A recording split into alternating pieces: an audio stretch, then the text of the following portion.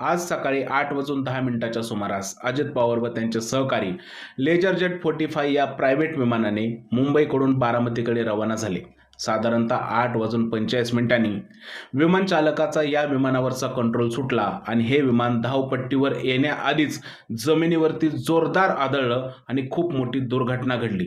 या दुर्घटनेमध्ये अजित पवार व त्यांच्या सहप्रवाशांचा जागीच मृत्यू झाला.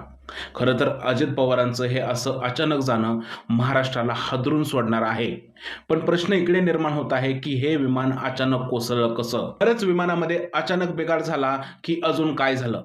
खरं तर या कंपनीचं एक विमान 2023 मध्ये सुद्धा मुंबईच्या रनवेवरती अशाच पद्धतीने कोसळलं होतं. त्यामध्ये कोणतीही जीवितहानी झाली नव्हती, पण अनेक प्रवासी गंभीर जखमी झाले होते. साधारणतः 2 ते 3 वर्षानंतर परत एकदा याच कंपनीचं विमान अशा पद्धतीने पडतं आणि यामध्ये महाराष्ट्राच्या उपमुख्यमंत्र्याचा जागीच दुर्दैवी अंत होतो. खरं तर बऱ्याच प्रश्नांची उत्तरं या अपघातातून अनउत्तरितच राहतात.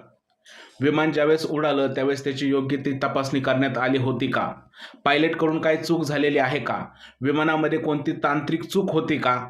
या सगळ्या प्रश्नांची उत्तरं महाराष्ट्राला मिळणं आवश्यक आहे. खरं तर महाराष्ट्राचा उपमुख्यमंत्री अजित पवार व्ही-आय-पी माणूस, त्याच्या जर का विमानाचा अशा पद्धतीने अपघात होत असेल तर हा अपघात खरंच प्रश्नचिन्ह निर्माण करत आहे. खरं तर अजित पवारांचं जाणं हे महाराष्ट्रासाठी खूप जास्त धोक्याचं आहे आणि महाराष्ट्राचं यामुळे खूप मोठं नुकसान सुद्धा होणार आहे.